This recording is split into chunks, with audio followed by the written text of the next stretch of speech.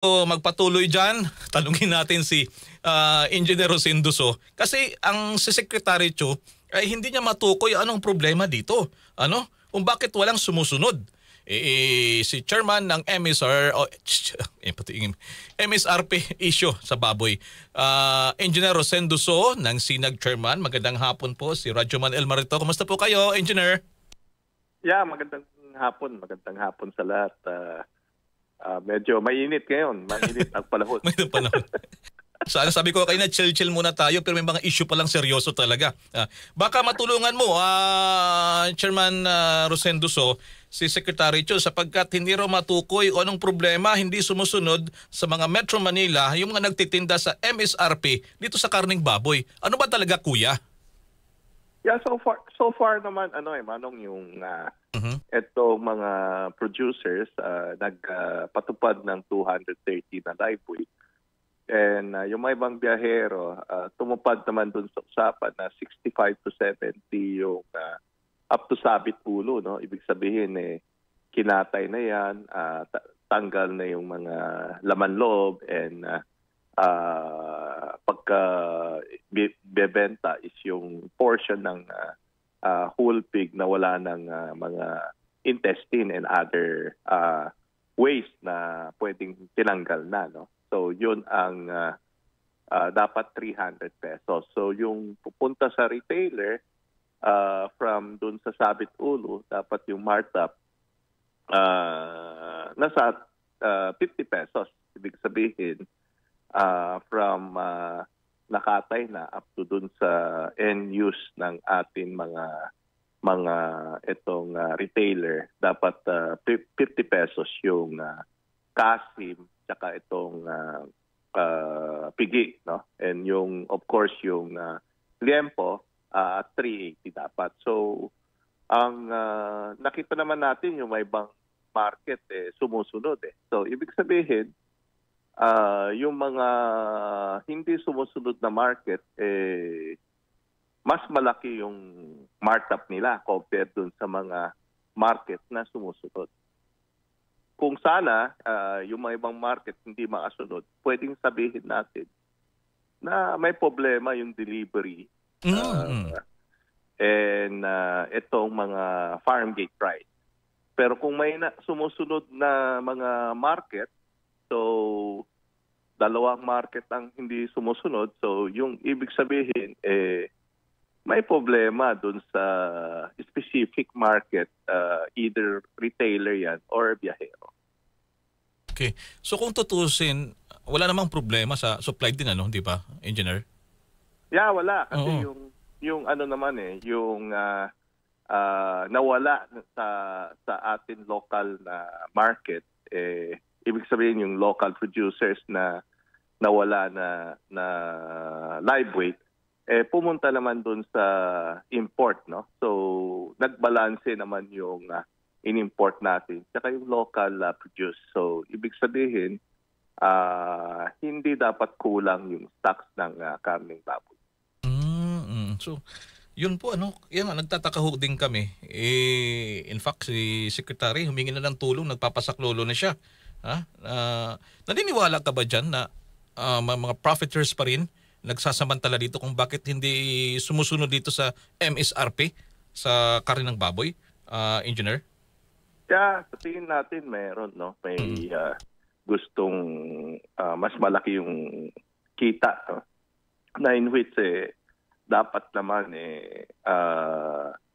tulungan din natin yung mga consumer. Kaya nung gusto ng ating secretary ng mag-set ng MSRP, sinuportahan kaagad ng industry yung producers para at least mag-tighten lang yung konti ang producers and yung biyahero, and of course yung retailer para at least masunod yung MSRP, and mas malaki naman ang ang bentahan kung yung presyo mas mababa.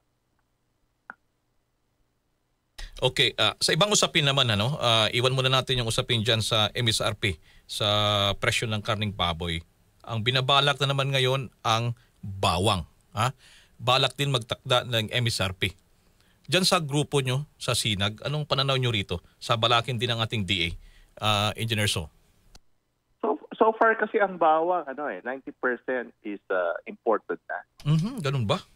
Oo, ang Sus. local produce lang natin is yung 10%, no. So yung bawang na galing Ilocos. So yun kung implement man yung MSRP, ang tingin naman natin may landed cost naman 'yan. Sa imported to So, Sa imported. Oh, kung ipapataw nilang MSRP. majority kasi imported So kung maset itong MSRP, at least hindi biglang sisipa, no? Kasi minsan alam naman natin na konti lang nag-import na importer. So baka bigla nilang itaas yung presyo. So sa tingin naman natin kung iset yung MSRP ng bawang, tama lang yun. Doon muna sa problema Bakit, I'm just curious, ang bawang, sabi mo, 10% lang. Bakit ganun sa nagtatanim sa ating bansa? Masyado napakakunti kung tutusin pero napakalaki ng pangangailangan sa ating bansa na yan. Bakit wala pong nagtatanim ng ganun kalawak ng bawang, Engineer Sir? Yeah, yung kasi natin yung production cost compare sa kanila malayo, no? So ang mga farmers natin sumubok naman na nag-compete pero hindi talaga kaya. So nag-surrender yung mga farmers natin. Pero we hope na makabalik, no? Pero yung bawang kasi na tinatamnan natin dito is yung kung makita mo yung mas maliit pero mas mabango, no? And mas malasa. Oo. Pero of course minsan kasi yung tao mas gusto nila yung mura, no? So yung cost of produce natin dun sa malilit na bawang kinain talaga ng yung imported dahil yung cost of production nila mas mababa. Alright, usapin naman tayo sa bigas, mula doon sa karne, sa bawang. Bigas naman po, kumusta na ngayon dyan yung presyuhan? Dahil ang isinusulong dito ay MSRP ay 45 pesos. Kumusta naman dyan sa bintahan sa mga palengke? Monitoring nyo po dyan, Engineer? Yeah, yung naman yung MSRP is yung maximum price. Yung imported price na 5% broken. Yung 25% broken nasa 36 to 38 pesos na lang yung presyo ng retail, yung regular meal, no? Yung well meal rice umabot ng 39 to 42 pesos na lang. Yung of course yung 5% broken, ito is yung special rice ito. So yung 45 pesos kung tingnan natin dun sa world market, pasok naman yung 45 pesos. Pero ikaw, may ka ba dito? May hunch ka ba dito? May pananaw ka ba ito na bababa pa ito sa hanggang 42 pesos o baba pa ng husto? Sir? Yeah, depende sa kasi yung Vietnam price, nung nag-meeting kami sa NEDA, prinesent natin yung presyo na landed, no? Compare last year, almost last June compare up to now, almost $200 per metric ton nang binaba. So mga 11 pesos na ang binaba ng international price. So yung presyo na binaba, ang tingin natin tama lang, no? Na dapat nasa 45 pesos yung 5% broken na maximum price. Ibig sabihin, may pwedeng magbenta pa ng 42 to 43 pesos. Aba, good news po yan, pero mga kaya yan? Kailan kaya ma-achieve natin yung ganyan na pagbaba pa, Engineer? Yeah, sa tingin naman natin dahil yung may ibang countries hindi na nagpapanik like Indonesia. Kasi last year, nagpanik ang Indonesia, nagbuffer ng 2 million metric tons, no? And additional 2 million metric tons, and ang Pilipinas din malaki ang inangkat. So talagang yung India hindi nagbenta, no? So talagang sumipa yung presyo. Pero ngayon nakikita natin na nag-normalize. Kaya nag-petition tayo sa Tariff Commission na kinausap din ng NEDA na ibalik na yung taripa na 15% to 35% dahil yung international price nag-normalize na.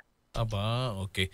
Sige, Engineer So, napansin namin talagang mga positibo yung pananaw nyo.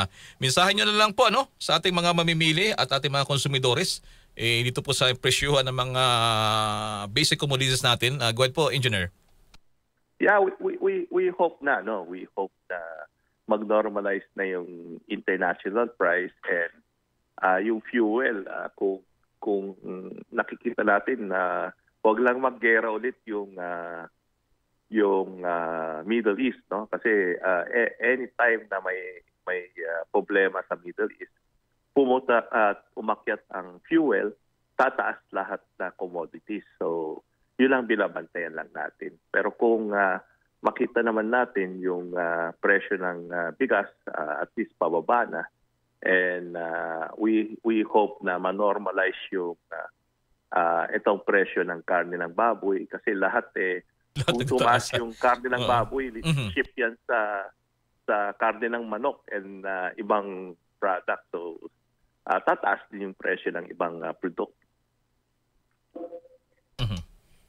Alright. Alright, Engineer So, maraming salamat po ang Sinag Chairman. Good afternoon po sa inyo, sir. Yeah, good afternoon.